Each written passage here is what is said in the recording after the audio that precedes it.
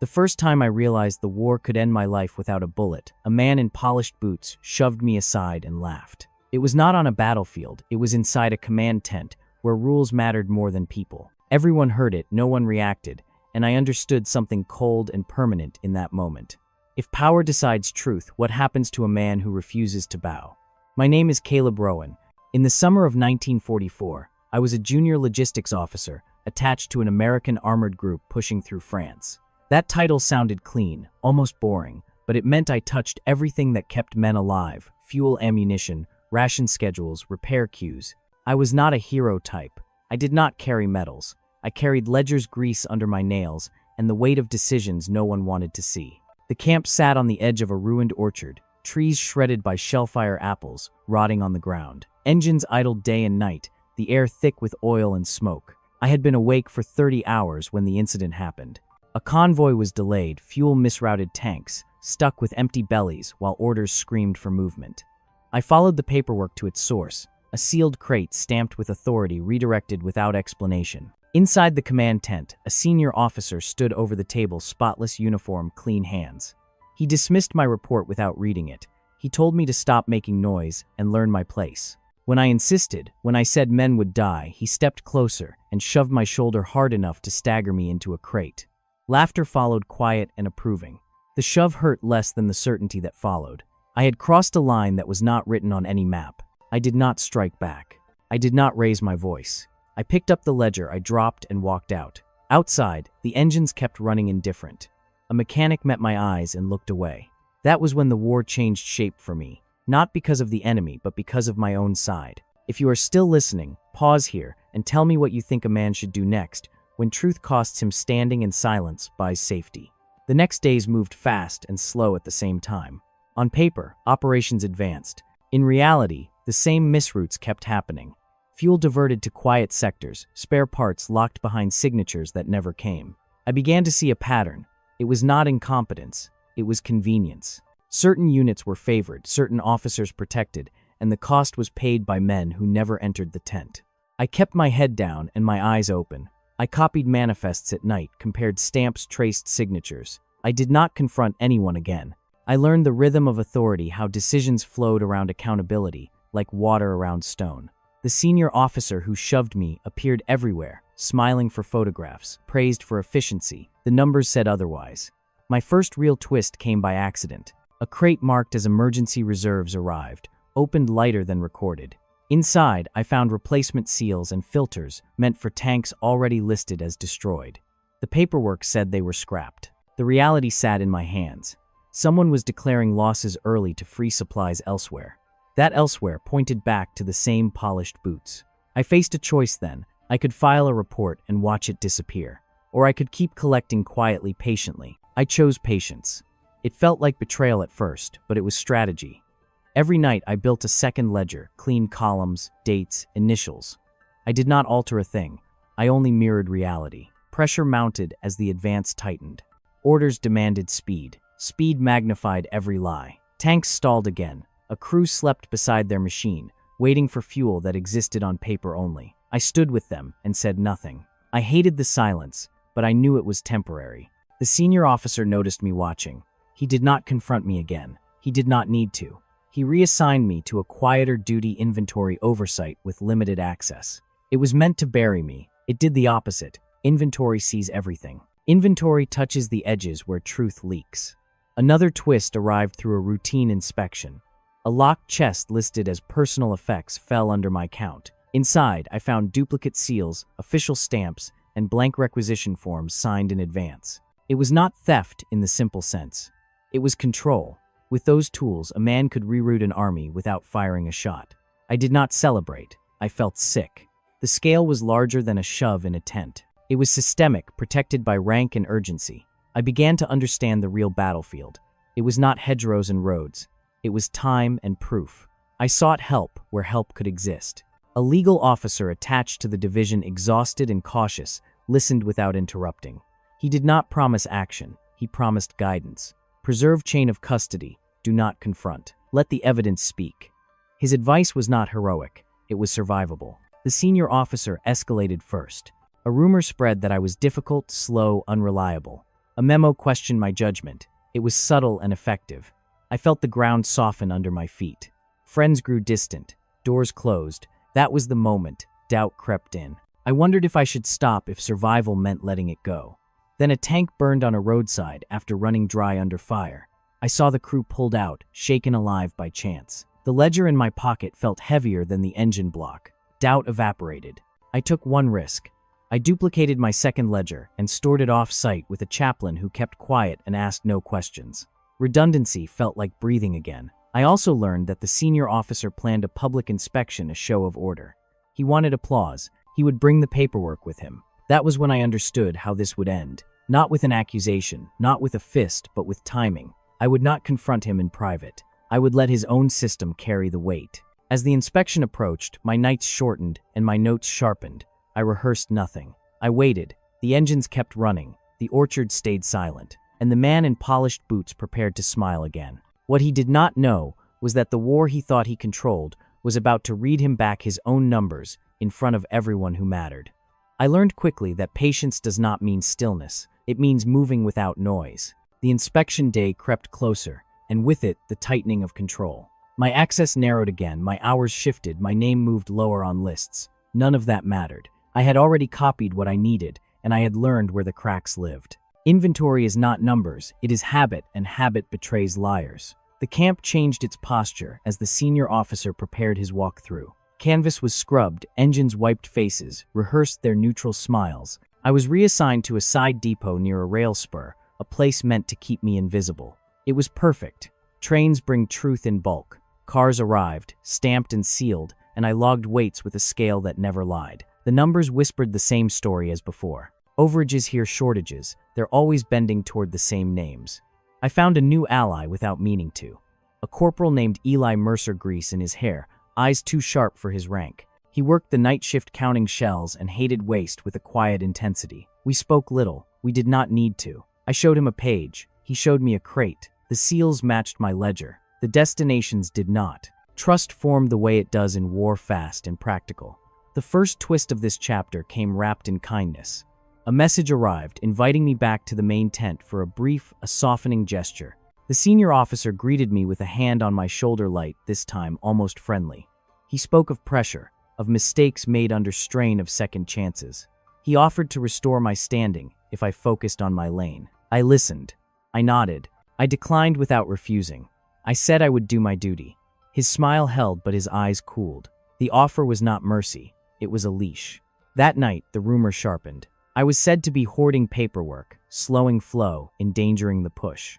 It spread because it was believable enough. The next morning, my clearance was cut to daylight hours only. Eli stayed nights. We adapted. He memorized counts. I memorized routes. Between us, the picture stayed whole. Another turn came when a convoy diverted under orders that bypassed the usual channels. I traced the paper to a temporary authorization valid for 6 hours, signed by a hand I knew too well. The cargo was not fuel or shells. It was replacement radios and encryption kits. Control of communication is control of narrative. I wrote it down. I copied the stamp. I felt the stakes rise.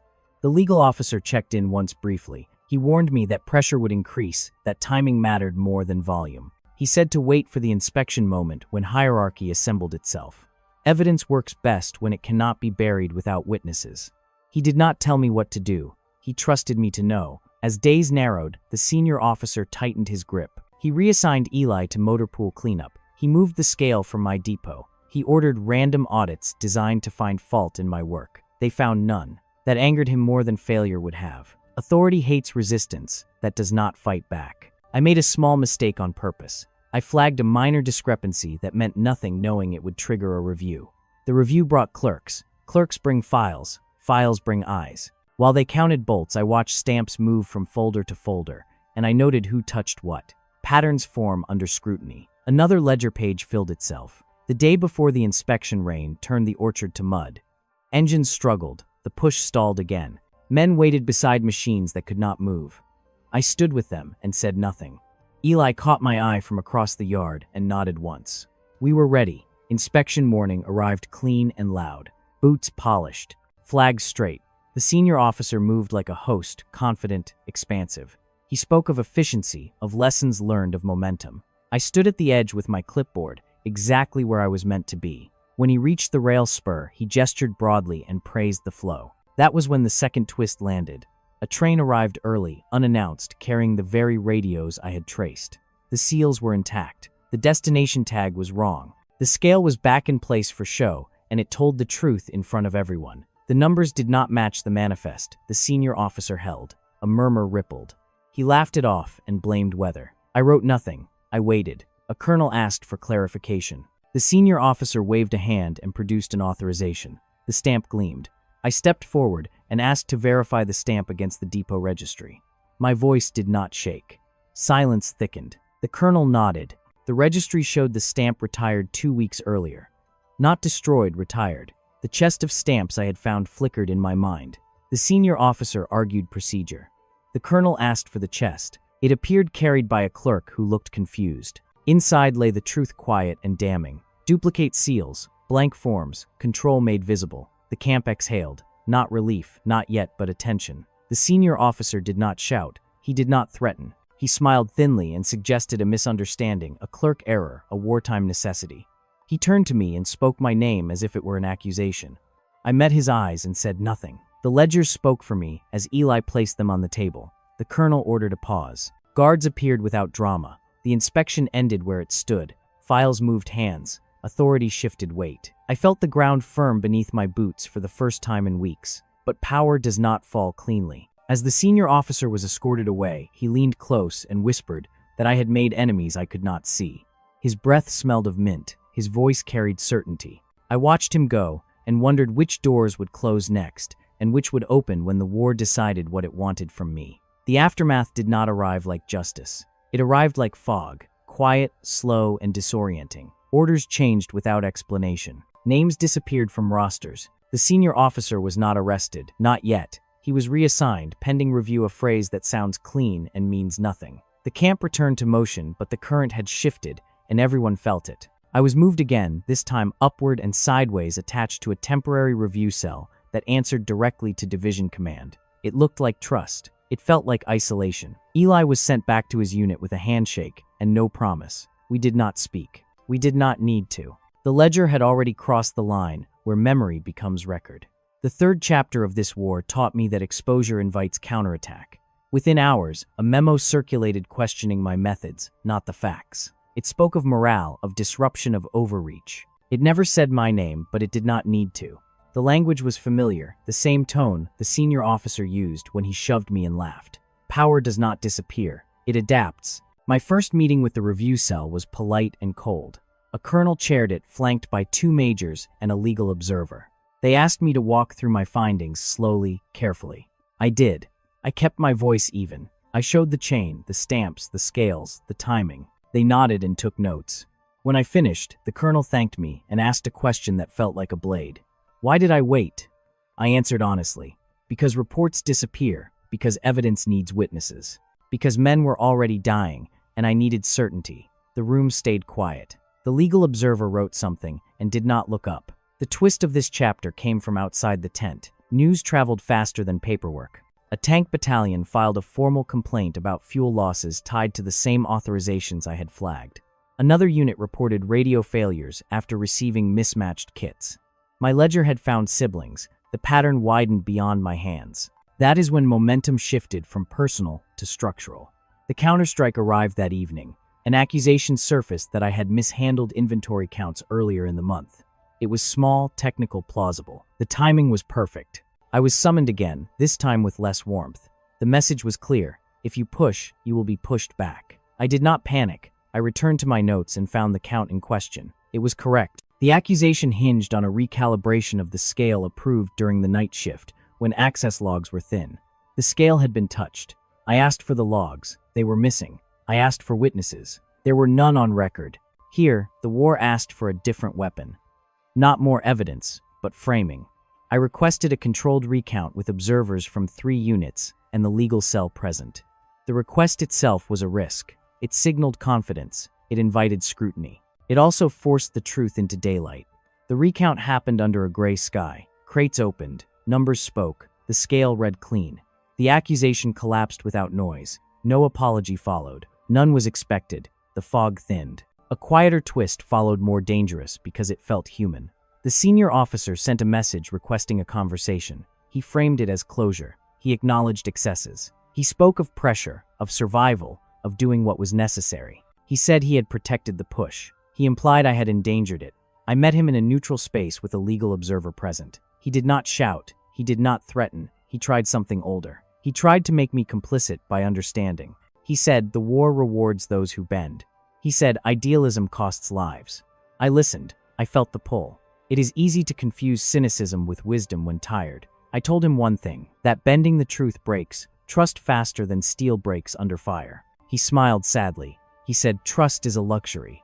The observer cleared his throat. The meeting ended. That night I could not sleep.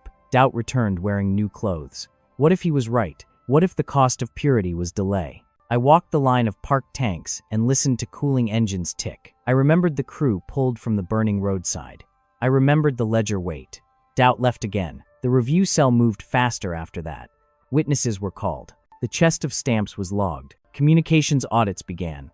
Each step felt small. Together they built a slope too steep to ignore. The senior officer was suspended pending formal charges. The word pending still hung heavy. Power clings. The chapter closed with a warning delivered softly. A major from command pulled me aside and said this was bigger than one man now. He said I should be careful. I asked what careful meant. He said careful meant patience again. As the rain returned and engines roared back to life, I realized patience had changed shape.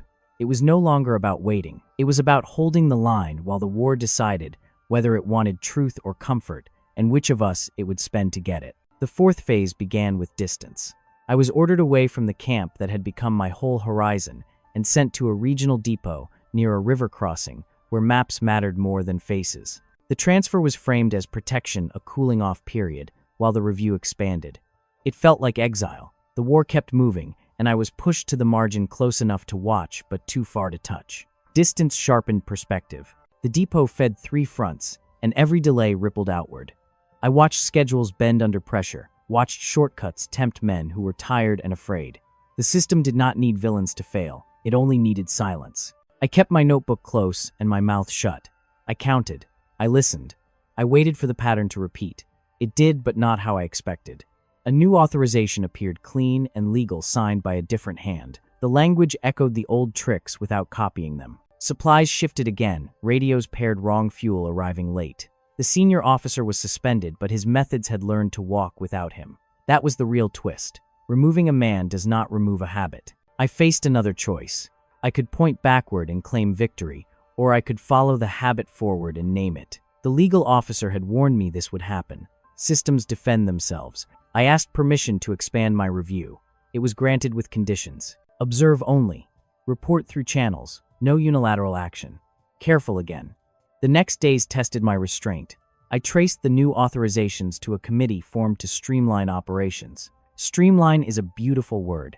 It hides knives. The committee met weekly. Minutes were sparse. Decisions moved fast. I attended as a recorder, invisible by design. I wrote exactly what was said. I wrote what was not said, too. The twist came during a routine exercise. A unit failed to receive encrypted updates and rolled into a village blind. No casualties by luck. The report blamed weather and interference. My notes showed the radios had been mismatched 2 days earlier under committee guidance. No malice. Just speed rewarded over accuracy. The danger was larger than corruption. It was convenience. I presented the discrepancy quietly to the committee chair, a colonel with a reputation for results. He thanked me and closed the matter. 2 hours later, a memo warned against excessive documentation that could slow tempo. The message was subtle and sharp. I felt the old shove without a hand. I adapted again. Instead of confronting decisions, I measured outcomes. Delays, miscommunications, near misses. I plotted them on a map over time. The pattern glowed.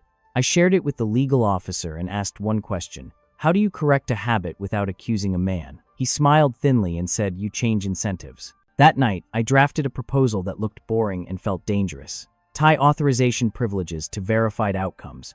Reward accuracy, not speed alone. Make mistakes visible without blame. It was policy, not accusation. I sent it up the chain with my data attached. The response surprised me. Command requested a briefing. Not the committee. Command. I traveled at dawn through fog and checkpoints, my notebook heavier than my pack. In the briefing room, faces listened without interruption.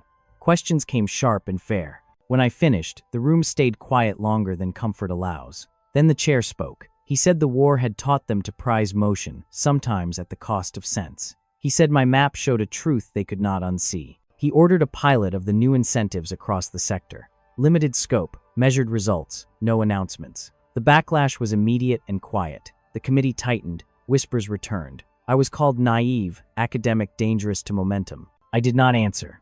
The pilot began. Authorizations slowed slightly. Accuracy rose sharply. Units noticed. Complaints dropped. The map cooled. A final twist of the chapter arrived from the past. The suspended senior officer submitted a statement blaming the committee for excesses and claiming he had been a scapegoat. He attached fragments of my early notes out of context to suggest collusion. It was clever. It forced the question of motive. I was summoned once more. This time, the room held more weight. I answered simply. I told the truth as I had recorded it. The data supported me. The colonel from the pilot spoke once and ended the doubt. As I left, the legal officer walked with me and said, the next step would not be clean. Charges take time. Habits resist. He said to prepare for noise. I asked how. He said, by staying dull and precise. That night by the river, I watched water carry debris downstream, quiet and relentless.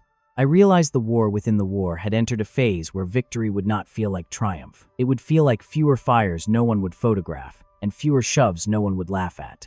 And I wondered who would decide when that was enough. Chapter 5 began with noise, not the roar of engines or artillery, but the kind that crawls through camps and offices, whispers that sound harmless until they decide where you belong. The pilot program worked that much, was undeniable, but success attracts attention and attention attracts teeth. The committee did not dissolve. It adapted. Faces changed. Language softened. The habit learned to smile. I was called back to the main corridor of command, not as an investigator, but as a consultant. The title felt like a velvet glove. I accepted because refusing would have looked like fear. The brief was simple. Observe implementation. Advise quietly. Do not disrupt tempo. Tempo again. Always tempo. The first twist of this chapter came wrapped in praise.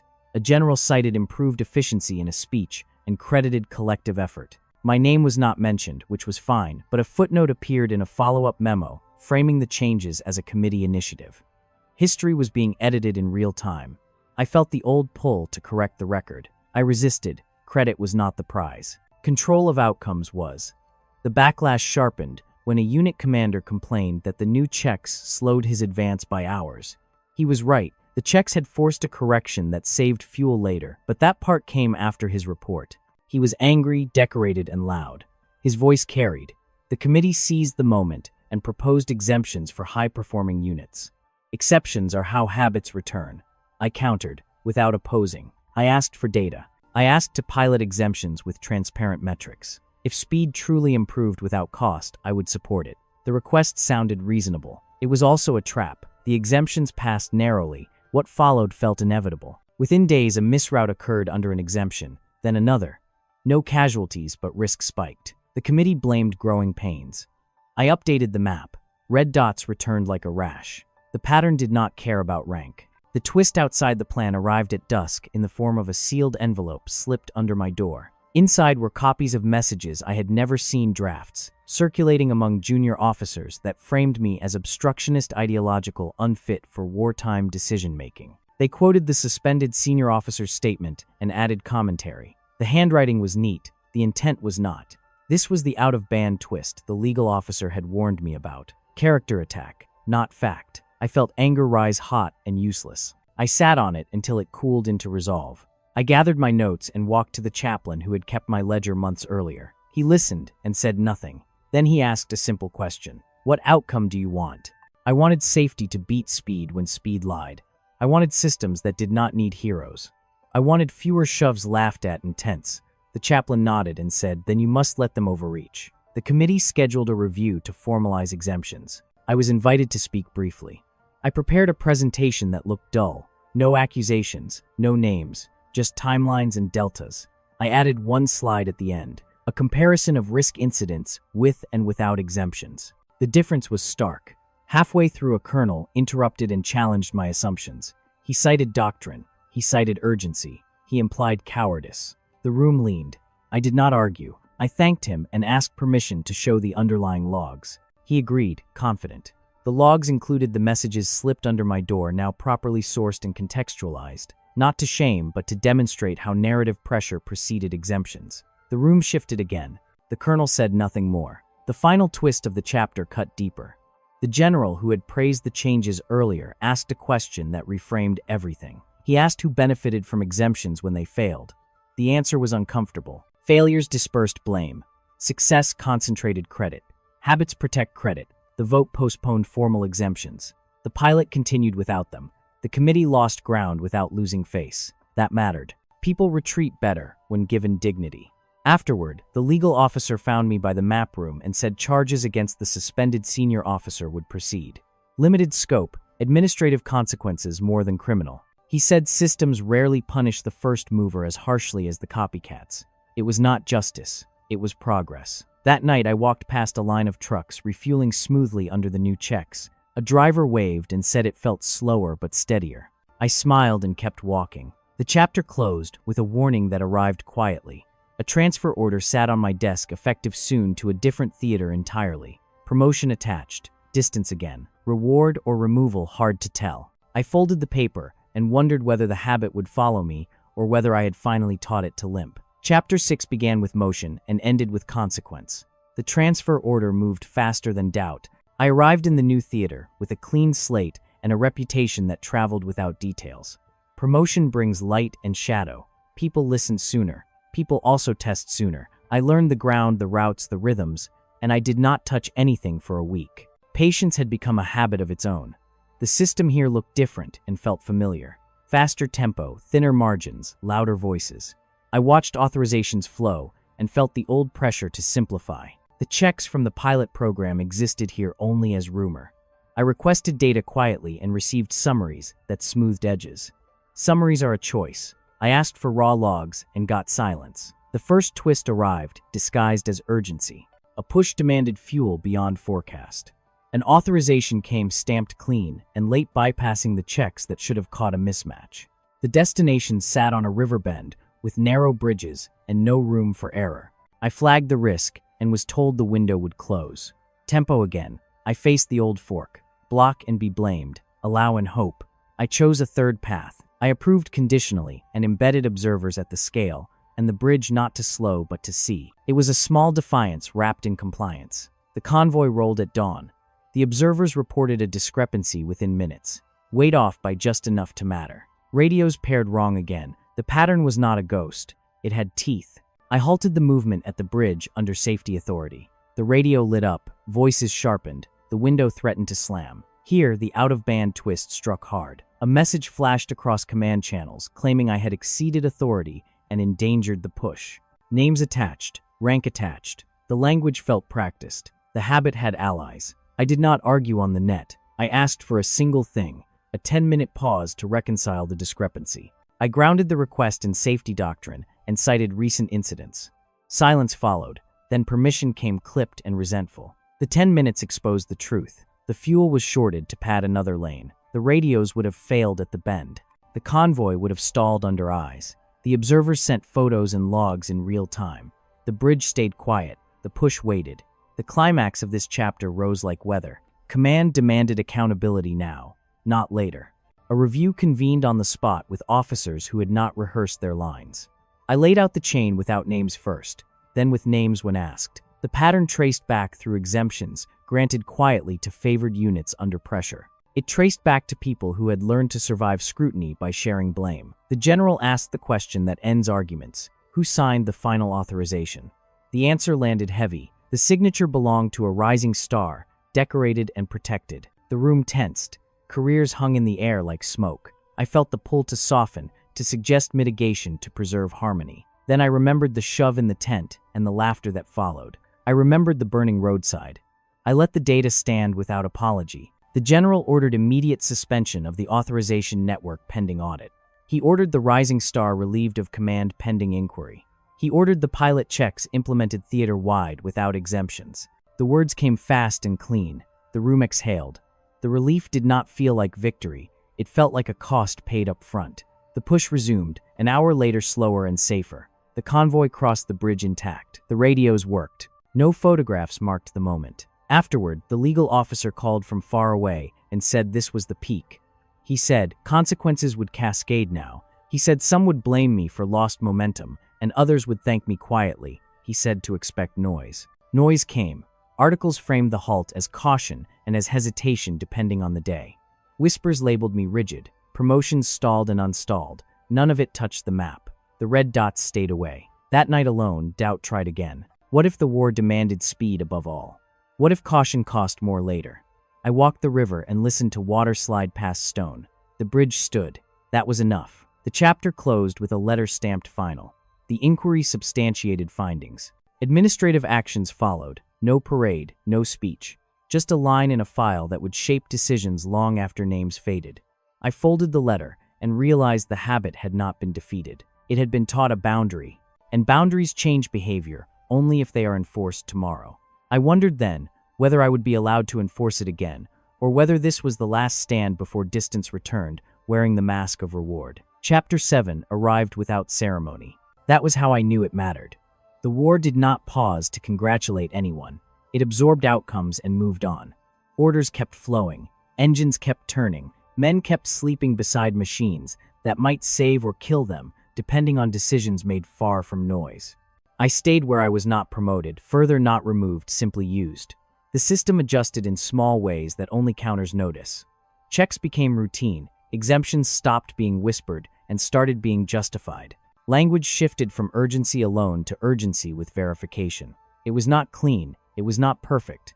It was enough to bend the habit into something less sharp. The final twist came from an unexpected direction. The general who had ordered the theater-wide changes requested a private briefing. No aides, no recorder, just a map and 2 chairs. He did not thank me. He asked why I kept pushing when retreat would have been easier. The question was not a trap. It was genuine. I told him the truth I had learned the hard way. That power without friction drifts. That speed without feedback lies. That men who get shoved and laughed at either disappear or decide where their line is. I said my line was simple. If truth costs me comfort, I would pay it. He nodded and said, wars are won by momentum and lost by rot. He said rot hides best in convenience. He said my work had slowed rot, not stopped it, slowed it. He said that mattered. He stood and shook my hand, once firm and brief. Then he sent me back to work. Weeks passed. The front moved. Losses mounted and eased. The checks held. When they failed loudly and were fixed. I received letters from units thanking no one in particular for steadier flow. I filed them and moved on. The suspended senior officer received his outcome quietly. Reassignment to a desk far from movement. No trial. No redemption arc. He wrote once, asking if I thought history would remember his intentions. I did not reply. Intentions do not move fuel across bridges. Eli wrote from his unit saying, the nights were quieter now. Fewer emergency counts. More sleep. He said grease still got under his nails. He sounded content. I folded the letter and kept it. Near the end of the season, a new junior officer approached me with a ledger held like a confession. He asked how to know when to speak. I told him to listen first, to write everything, to wait until the truth could not stand alone, to bring witnesses without naming them. He nodded and left. The habit learns from both sides. When the war finally shifted toward its end, no one gathered to mark what had happened inside the system. There were no citations for ledgers kept or bridges held by patients. There were only fewer stories about convoys lost to errors no one could explain.